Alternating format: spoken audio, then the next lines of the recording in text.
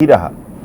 देश का प्रसिद्ध ओमकारेश्वर ज्योतिर्लिंग इसी जिले में है, तो खंडवा के दादा धूनी वाले दरबार के श्रद्धालु समूचे देश में।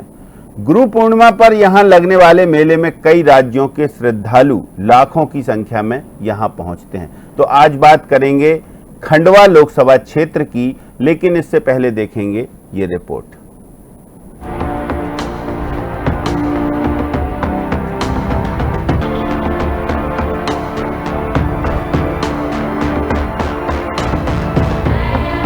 नर्मदा व ताप्ती नदियों की घाटियों के बीच बसा खंडवा मध्य प्रदेश में पूर्वी निवाड़ का हिस्सा है। इस पर प्रकृति ने भी अपना नेह बरसाया है। कालांतर में यहाँ मिले अवशेष बताते हैं कि इस क्षेत्र में जैन व हिंदू मंदिर बड़ी संख्या में रहे। धूनी वाले छोटे व बड़े दादा यहाँ चमत्कारिक संत हुए। खंडवा जिले के व्यापक स्वरूप को देखते हुए 2 दशक पहले इसे विभाजित कर एक अन्य जिला बुरहानपुर बनाया गया। खंडवा लोकसभा सीट 4 जिले खंडवा, बुरहानपुर, देवास व खरगोन की 8 विधानसभाओं को मिलकर बनी। इस तरह इस संसदीय क्षेत्र की संस्कृति सभ्यता में पूर्वी व पश्चिमी निमाड़ के साथ ही मालवा की माटी की सुगंध भी महसूस की जा सकती है। ऐसा ही इस सीट का सियासी मिजाज भी रहा। कभी कांग्रेस का गढ़ रही खंडवा लोकसभा सीट अब बीजेपी के प्रभाव वाला क्षेत्र बन चुका है। निमाड़ मालवा का हिस्सा है खंडवा लोकसभा। खंडवा का है धार्मिक ऐतिहासिक महत्व। खंडवा जिले में है ओमकारेश्वर ज्योतिर्लिंग, दादा धूनी वाला दरबार आस्था का केंद्र, गायक किशोरदा की जन्मस्थली खंडवा। प्रकृति ने भी खंडवा पर बरसाया है नेह। खंडवा लोकसभा सामान्य सीट है। यहाँ पहला चुनाव वर्ष 1952 में हुआ व कांग्रेस के बाबूलाल तिवारी लगातार 2 बार सांसद चुने गए। 1967 व 1971 का चुनाव कांग्रेस के ही गंगाचरण दीक्षित ने जीता। यानी शुरुआती 5 चुनाव तक यहाँ कांग्रेस ही काबिज रही। लेकिन वर्ष 1975 में देश में लगे आपातकाल ने खंडवा सीट पर कांग्रेस की जड़ें हिला दी। वर्ष 1977 में जनता पार्टी के परमानंद गोविंद जी वाला व 1979 के चुनाव में इसी पार्टी के कुशाभाऊ ठाकरे यहां से सांसद बने। 80 के दशक में देश में आए सियासी बदलाव का असर खंडवा में भी दिखा व यह सीट एक बार फिर कांग्रेस के पास आ गई। 89 के चुनाव में बीजेपी ने पहली बार यहां जीत दर्ज की। अमृतलाल तारावाला सांसद चुने गए, लेकिन अगले चुनाव में कांग्रेस के ठाकुर महेंद्र सिंह चुनाव जीत गए। वर्ष 1996 के चुनाव में बीजेपी के नंद कुमार सिंह चौहान की यहां आमद हुई व इसके बाद वर्ष 2009 के चुनाव को छोड़ वह लगातार 6 बार सांसद चुने गए। मार्च 2021 में उनके निधन के बाद यहां हुए उपचुनाव में बीजेपी के ही ज्ञानेश्वर पाटिल सांसद चुने गए। तो आइए आपको बताते हैं कैसा रहा खंडवा लोकसभा सीट का सियासी सफर। कौन कब किस दल से चुना गया सांसद। खंडवा में अब तक एक उपचुनाव सहित 19 बार चुनाव हुए। इनमें 9 दफा कांग्रेस तो 90 के दशक के बाद 8 बार बीजेपी जीती। यह बताता ही खंडवा सीट पर शुरुआती दौर जहां कांग्रेस का रहा, वहीं बीते 3 दशक में वर्ष 2009 के चुनाव को छोड़ यह सीट बीजेपी का गढ़ रही। वर्तमान में भी यहां बीजेपी के सांसद ज्ञानेश्वर पाटिल है। बीजेपी ने एक बार फिर पाटिल पर भरोसा जताया है। उनका मुकाबला पहली बार सांसद का चुनाव लड़ रहे कांग्रेस के नरेंद्र पटेल से है। नरेंद्र पूर्व विधायक ताराचंद पटेल के भतीजे हैं। खरगोन जिले में उनका खासा असर रहा है। यदि संसदीय क्षेत्र के विधानसभा सीटों की बात करें तो क्षेत्र की 8 सीटों में से कांग्रेस के खाते में खरगोन जिले की सिर्फ 1 सीट भीकनगांव है, जबकि शेष 7 सीट मानधाता, खंडवा, पंधाना, नेपानगर, बुरहानपुर व बड़वाह पर बीजेपी काबिज है। इस तरह देखा जाए तो सीट के अधिकांश हिस्से में केसरिया परचम ही फहरा रहा है। क्षेत्र में कांग्रेस गुटिया राजनीति का शिकार रही। इसके चलते इलाके के पूर्व सांसद अरुण यादव को हाशिए पर डालने का काम लगातार हुआ। पिछले चुनाव में जीत हार का अंतर। 2021 में हुए उपचुनाव में बीजेपी के ज्ञानेश्वर पाटिल ने कांग्रेस के राज नारायण सिंह पूर्णी को 82,140 मतों से हराया था। पाटिल को 49.85% वोट मिले, जबकि पूर्णी को 43.38% वोट ही मिल सके। यहाँ SC/ST वर्ग के 7,68,320 मतदाता हैं, जबकि 4,76,280 OBC के मतदाता हैं। अल्पसंख्यक 2,86,160 व सामान्य वर्ग के 3,62,600 मतदाता हैं। वहीं अन्य वर्ग के मतदाताओं की संख्या करीब 1,500 ही है। खंडवा में कुल 21,631 मतदाता हैं। इनमें 10,65,540 पुरुष व 10,35,032 महिला मतदाता हैं। पिछले विधानसभा चुनाव में खंडवा लोकसभा वाली विधानसभाओं में भी महिला मतदाताओं ने बढ़ चढ़कर भागीदारी की थी। चौथे चरण में चुनाव वाली इस सीट पर एक बार फिर बम्पर मतदान के आसार हैं। DNN के लिए रवि अवस्थी की रिपोर्ट।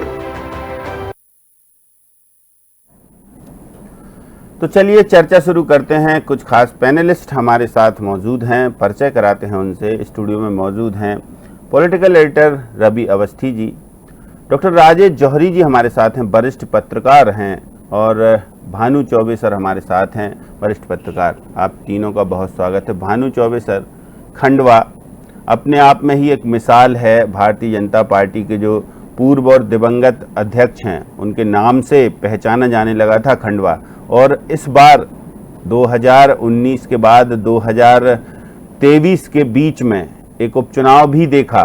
तो क्या लगता है कि इस बार खंडवा में कुछ कमाल कर पाएगी कांग्रेस? मुझे अब तक का रिकॉर्ड देखने से भी और वर्तमान हालात, जो राजनीतिक हालात हैं जिले के, वो देखने से भी ऐसा नहीं लगता कि कांग्रेस के पास कोई बहुत वजनदार मुद्दा है या वजनदार उम्मीदवार है या कोई बहुत वजनदार आवाज है उसकी खंडवा जिले में जो भारतीय जनता पार्टी को चुनौती दे सके।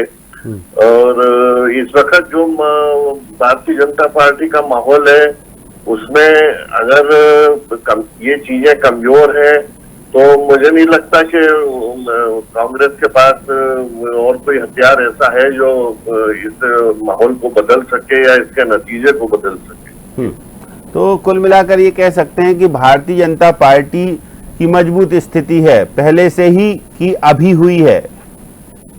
नहीं, बीजेपी की तो स्थिति वहां मजबूत रही है। बीच बीच में कांग्रेस को जब भी मौका मिला उसके कारण अलग थे, और अब निमाड़ में बीजेपी के पैर अच्छे जम गए हैं पहले से।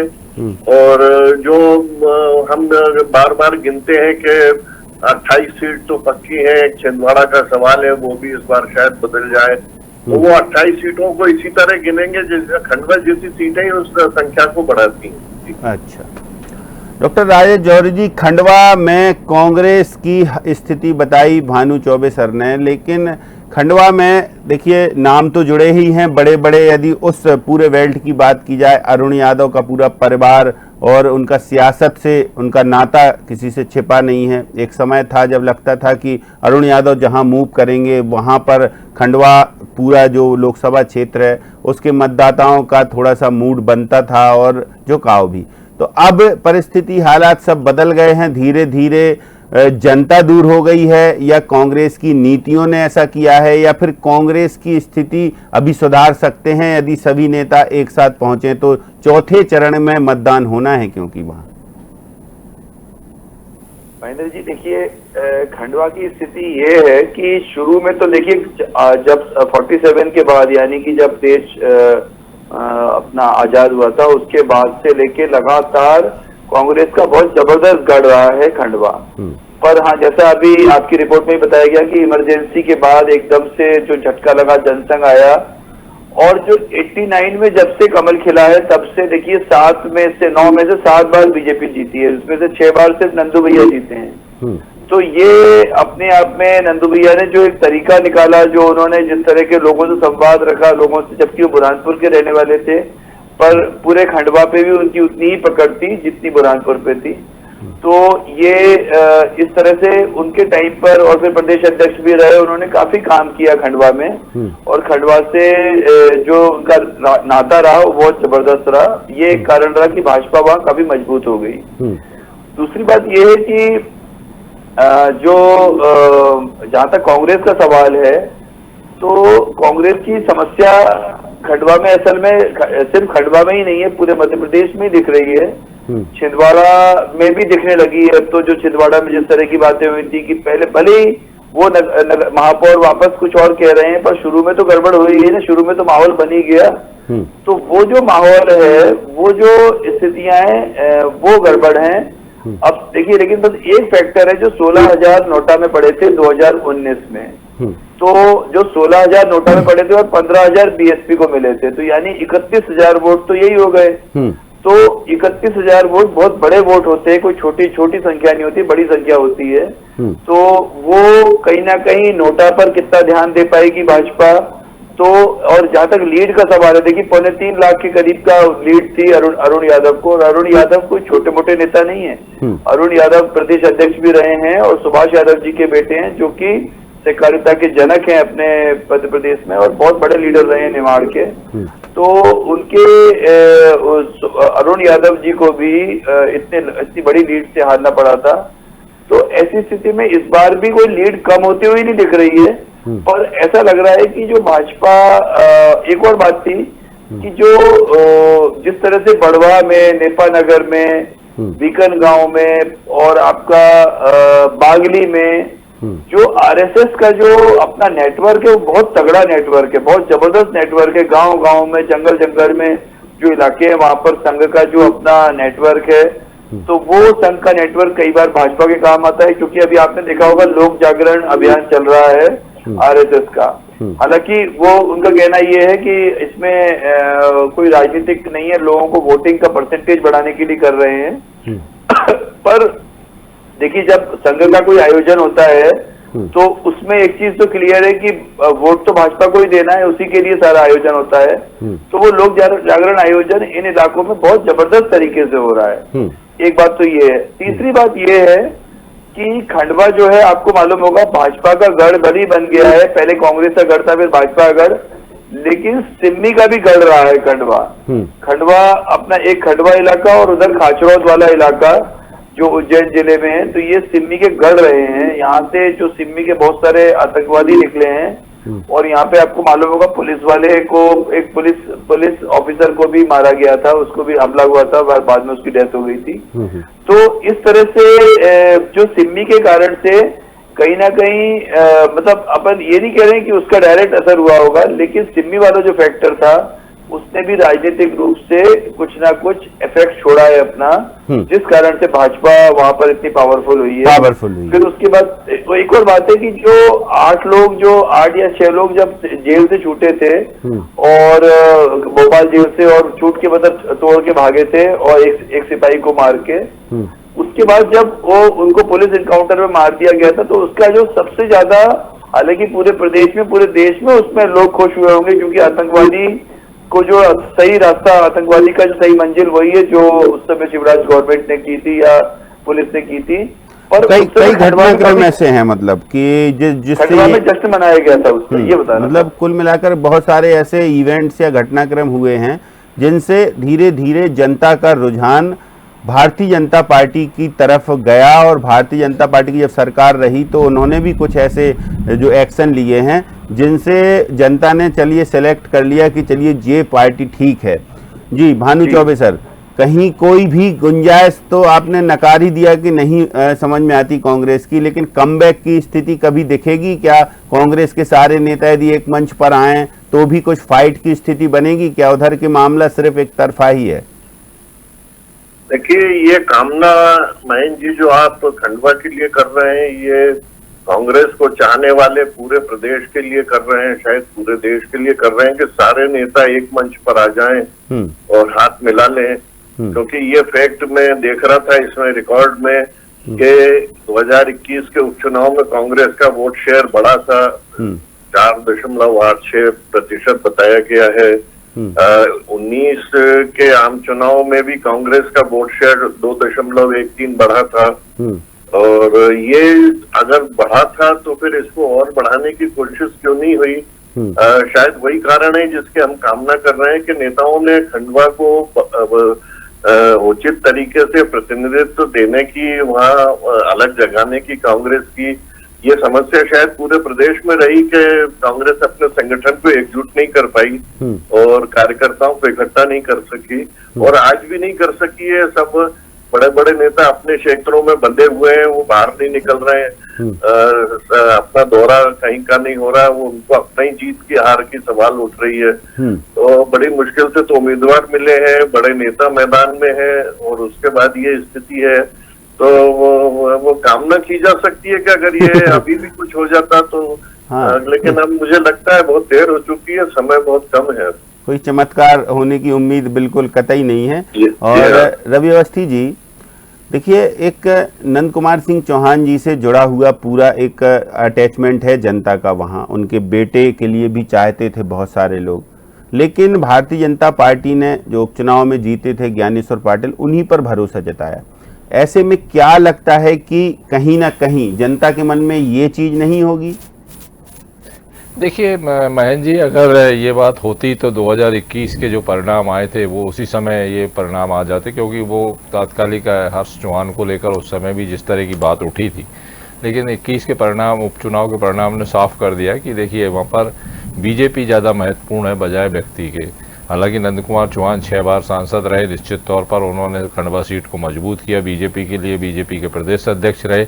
लेकिन आप देखिए कि दूसरी तरफ का पक्ष देखना पड़ेगा कि जिस तरीके से खंडवा में कांग्रेस की राजनीति है वो अपने आप में काफ़ी महत्वपूर्ण है, क्योंकि देखिए किस तरीके से वहाँ पे पूर्व सांसद जो अरुण यादव उन्हें हाशिए पर डालने का काम किया गया, और अभी भी बार बार अगर वो गुना से लड़ना चाहते थे तो उन्हें खंडवा भेजा जा रहा था। जब खंडवा में उन्होंने नाम आगे बढ़ाए तो मालूम चला कि उसमें भी गुटबाजी हो गई। आपको ध्यान होगा कि पहले जो पूर्व सांसद है कालीचरण सकरगाय, उनकी बहू सुनीता सकरगाय का नाम अरुण यादव ने बढ़ाया, लेकिन फिर बाद में उन्हें ही संशय हुआ है कि इसका विरोध क्यों नहीं हो रहा है। मतलब आप समझ लीजिए, तो फिर उन्होंने नरेंद्र पटेल का नाम आगे बढ़ाया। अब सवाल ये है कि नरेंद्र पटेल देखिए एक विधानसभा क्षेत्र में तक सीमित रहे हैं। उनका जो ताऊ या जो भी है, इससे तारचंद पटेल अब तो खैर हालांकि नहीं है, अभी कुछ महीने पहले ही उनका निधन हुआ है, तो वो उनके एक तरीके से बैकग्राउंड उनका केवल इतना ही है नरेंद्र पटेल का कि कांग्रेस के नेता जरूर है, लेकिन अभी तक चुनाव के मामले में देखा जाए तो लोकसभा का उनका पहला चुनाव है, और खरगोन के विधानसभा क्षेत्र तक उनका प्रभाव सीमित बताया जा रहा है। अब ऐसी स्थिति में कांग्रेस कैसे मुकाबला करेगी? और जबकि आप देखिए कि वहाँ पर जो गुटबाजी का आलम है, सुरेंद्र सिंह सेरा अलग ताल ठोक रहे थे, कुछ और भी दावेदार थे। पिछले उपचुनाव में ही तमाम नामों को मंथन हुआ, अरुण यादव भी दावेदार बताए गए, किस तरीके से दिल्ली और फिर भोपाल सब एक हुआ, लेकिन फिर बाद में वो दूसरे पूर्णी को, राजनारायण सिंह पूर्णी को एंड टाइम पर उतार दिया गया। वयोवृद्ध नेता है और उन्हें हार का सामना है। ये जो कांग्रेस, मैं इसलिए ये तमाम चीजें बता रहा हूँ कि जो कांग्रेस की गुटबाजी वही उसके लिए सबसे घातक है वहां पर। चलिए, गुटबाजी कांग्रेस में ज्यादा है और कांग्रेस में एक दूसरे को किनारे और ठिकाने लगाने की जो परंपरा है वो अभी कायम है उस क्षेत्र में। डॉक्टर राजेश जौहरी जी, एंटी इनकम्बेंसी किस में ज़्यादा रहेगी? जैसा रवि अवस्थी जी ने बताया कि कांग्रेस में ही ज़्यादा है, कि भारतीय जनता पार्टी के जो नेता हैं या जो पुराने मठाधीश हैं उनको लगता होगा कि 20 से निकाला ज्ञानेश्वर पाटिल को, चलिए एक बार तो हमने दे दिया। तो ऐसा तो कहीं स्थिति नहीं है कि भाजपा के अंदर खाने में ही कुछ गहमा गहमी चल रही हो? देखिए, विधानसभा चुनाव में ये सब चीजें देखने को मिलती हैं, लोकसभा चुनाव में नहीं देखने को मिलती है। जब से 2014 के बाद एक स्थिति ही बदल गई है। लोकसभा चुनाव में आप देखिए बहुत सारी ऐसी जगह होती हैं जहां विधानसभा चुनाव हार गई हो भाजपा, या बहुत कम वोटों से जीती हो, और जब लोकसभा चुनाव होते हैं तो वहीं से 50,000, 1 लाख से जीतती है भाजपा। कारण क्या है कि यहाँ पर एक 2-3 पॉइंट है छोटे छोटे से। एक तो देखिए, लोकसभा चुनाव में उनको सिर्फ मोदी का चेहरा सबसे इम्पोर्टेंट है, कि मोदी वहां पे ज्ञानेश्वर पाटिल चुनाव नहीं लड़ रहे हैं, वहां पे नरेंद्र मोदी चुनाव लड़ रहे हैं, एक बात। दूसरी बात यह है कि ज्ञानेन्द्र पाटिल और हर्ष चौहान वाला जो मुद्दा है वो बहुत पीछे छूट गया है, क्योंकि भाजपा में एक सबसे अच्छी खासियत है, या भाजपा की एक खासियत है कि वहां पे कैडर बहुत इंपॉर्टेंट है। वहां पे व्यक्ति से बड़ा विचार होता है, व्यक्ति से बड़ा संगठन होता है। इस बात पर वो लोग काफी हद तक कायम रहे हैं, जैसा कम्युनिस्टों में होता था। कम्युनिस्ट पार्टी में बंगाल में और केरला में आज भी देखा जाता है कि जिसको नॉमिनेट कर दिया गया वही इम्पोर्टेंट है, बाकी सारी चीजें गौण हो जाती हैं। तो ये जो एक और तीसरा पॉइंट ये है, नरेंद्र पटेल साहब जो जिनको चुना गया है, उनका जो लेवल लोकसभा के लड़ने लायक नहीं है। सही कहा रवि अवस्थी जी ने, लेकिन क्या सोचकर उनको चुनाव लड़वाया जा रहा है? क्या ज्ञानेश्वर पाटिल को वॉकओवर देने के हिसाब से करवाया जा रहा है? और इसके पीछे कांग्रेस की क्या पॉलिटिक्स होगी? ये तो कांग्रेस, अच्छा एक बार को अगर इस बार अगर वो लड़ते अपने अरुण यादव तो स्थितियां थोड़ी विपरीत अलग हो सकती थी, क्योंकि अरुण यादव दम भर सकते थे। अच्छा। पर नरेंद्र पटेल जो हैं उनके बारे में बहुत मुश्किल दिख रहा है कि वो आपको यदि अरुण यादव मैदान में आते तो फिर ये जो संग्राम है ये थोड़ा सा देखने लायक होता, ये इंटरेस्टिंग होता। अभी तो बिल्कुल ऐसा लग रहा है कि कोई मतलब आपको रविवार का एक उदाहरण बताते हैं। रविवार को धाराजी में कुछ काम था, धाराजी तक जाना था, लौटते में पूरा वो खंडवा जिला आता है। धाराजी को जैसे ही नदी नर्मदा जी क्रॉस करेंगे तो खंडवा जिला शुरू हो जाता है। तो वहां पे बहुत सारे आदिवासी लोगों से बात हो रही थी, बहुत सारे। तो अब आपको पता है पहले जब हम लोगों की बात होती थी तो एक बार को वो बोलते थे कि नहीं जयस या फिर अलग अलग बातें होती थी, पर इस बार ऐसी नहीं हुई। इस बार वो कह रहे नहीं कमल का फूल। तो कुल मिला के ये है कि जो वो आरएसएस का जो अपनी अभी बात हुई, जो वो लोक जागरण अभियान है, वो काम अपना व्यवस्थित कर पा रहा है। अंडर करेंट तो लोगों को दिख ही नहीं रहा है कि कहीं धर्मशालाओं में 100 लोग इकट्ठे हो गए, कहीं 150 लोग इकट्ठे हो गए, ना कोई माइक है ना कुछ। अकेले घूम रहे हैं क्या? ऐसा है कि बड़े नेता नहीं पहुंच रहे? अरुण यादव क्या भूमिका निभा रहे हैं अभी इस चुनाव में? नहीं तो वो अब फिर अरुण यादव जी का जहां तक सवाल है कि वो बेचारे सही कहा है कि वो काफी राजनीति का शिकार हुए हैं और उनको कभी आगे बढ़ने नहीं दिया गया, उनको वो स्थान दिया ही नहीं गया जिसके लायक हैं वो। और इतने पढ़ा लिखा आदमी है, इतना डायनामिक आदमी है, एज ए सेंट्रल मिनिस्टर उन्होंने काफी अच्छा काम किया था, पर वो उनको पता नहीं क्यों उनको वो चांस नहीं दिया गया है। तो शायद अरुण यादव वैसे दिख तो रहा है अपन को कहीं ना कहीं, जब सोशल मीडिया पे आ रहा है कि आज अरुण यादव यहाँ गए आज वहां गए, पर वो सब फॉर्मेलिटी ज्यादा दिख रही है बजाय एक सीधा सीधा जिसे कहना चाहिए इलेक्शन कैंपेन कम दिख रहा है, फॉर्मेलिटी ज्यादा। कमलनाथ तो गायब ही है परदेश से, वो यही बात हो रही है। जब कमलनाथ जी को लग रहा है, क्योंकि जीतू पटवारी जी ने कुछ ऐसे डिसीजन लिए जो कमलनाथ और सारे सीनियर लीडर्स को काफी नुकसान पहुंचा रहे हैं। भानु चौबे सर काफी जी भानु चौबे सर से समझते हैं। भानु चौबे सर देखिए कह रहे हैं डॉक्टर राजेश जौहरी कि जीतू पटवारी ने कुछ ऐसे डिसीजन लिए कि कमलनाथ, अरुण यादव तमाम सारे दिख गए। यदि ये जाएं और तो शायद कुछ माहौल बने, लेकिन अरुण यादव चुनाव लड़ते तो शायद नहीं। कंफर्म है कि बिल्कुल जो फाइट है वो थोड़ी सी टफ जरूर रहती भारतीय जनता पार्टी को। तीसरी बात ये कि जनजातीय वर्ग का जो मूवमेंट है वो कांग्रेस कहती है हमारा वोट है। तो अब डॉक्टर राजेश जौहरी ने तो बता दिया कि जब वो गए वहां पर कुछ काम से गए थे, उन्होंने बातचीत की, तो ये माहौल है वहां। अब बिल्कुल कांग्रेस का कहने के लिए अपना कोई वोट बैंक अब बचा है ये कहीं दिखाई नहीं देता है। और जहां तक कांग्रेस संगठन के आंतरिक खींचतान की बात है, ये जीतू पटवारी की नियुक्ति के दिन से ही शुरुआत हो गई थी कि ये गुट कौन सा है और वो गुट कौन सा है। और जो बहुत सीनियर लीडर हैं उन्होंने धीरे धीरे किनारा कर दिया था प्रदेश कांग्रेस से। और अभी भी आप देखिए कि वो जौहरी जी ठीक कह रहे हैं कि कैंपेन नाम की कोई चीज नजर नहीं आ रही कि कांग्रेस कोई चुनाव लड़ रही है और प्रदेश भर में उसका कोई माहौल बनाया जा रहा है या कोई मुद्दे उठाए जा रहे हैं। कहीं कुछ दिखाई नहीं दे रहा है, तो ऐसे कैसे चुनाव लड़ सकते हैं और जीत सकते हैं? और ऊपर से आपके पास उम्मीदवार नहीं है लड़ने वाले। नरेंद्र पाटिल जैसे इंसान खड़े हुए हैं जिनका राजनीतिक कैरियर कुछ नहीं है या बहुत थोड़ा सा है या केवल एक नाम परिवार का है, उसके सहारे वो लड़ रहे हैं चुनाव। चुनाव लोकसभा के ऐसे नहीं जीते जाते। ठीक बात है। तो रवि अवस्थी जी देखिए ये है स्थिति, वहां के मुद्दे क्या रहेंगे? स्थानीय कोई मुद्दा है कि सिर्फ देशव्यापी मुद्दे हैं? जनता सिर्फ मोदी का चेहरा या बड़े चेहरे देख रही है देश की खातिर? महेंद्र जी देखिए, वैसे भी लोकसभा का चुनाव तो राष्ट्रीय चुनाव होता है और मतदाता जो है वो राष्ट्रीय स्तर पर ही नेतृत्व देखता है कि कौन कितना मजबूत नेतृत्व है और कौन स्थायी सरकार दे सकता है।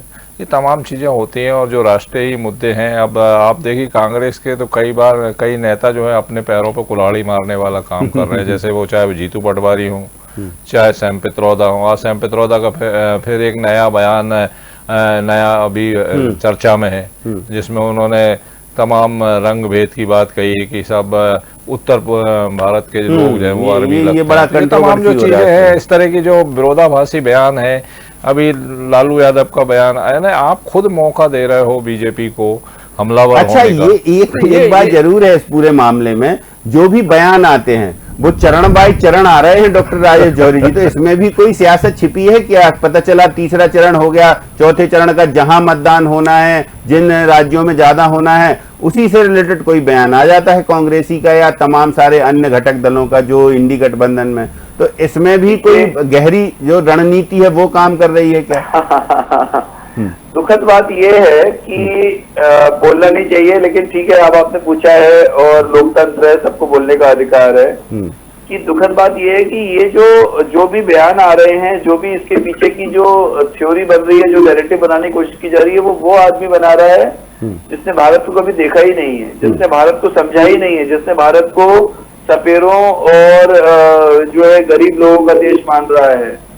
जो आदमी सैम पित्रोदा का के बयान जो है उसके पीछे एक वो टूलकिट काम कर रहा है, वो समझाया जा रहा है कि आप ये बोल दो। सैम पित्रोदा जैसे समझ, वो आईटी का मास्टर आदमी है, पर देखिए कि हर आदमी हर फील्ड का मास्टर नहीं होता है। वो अपने आईटी के मास्टर होंगे, वो अपनी टेक्नोलॉजी के मास्टर होंगे। ये बयान नुकसान करेंगे कांग्रेस को क्या?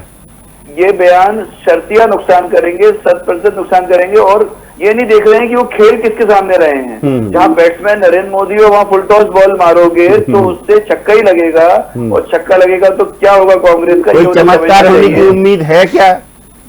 चमत्कार तो देखिए इस बार तो नहीं है, 29 में हो जाए तो हो जाए, लेकिन 24 में तो कोई चमत्कार नहीं।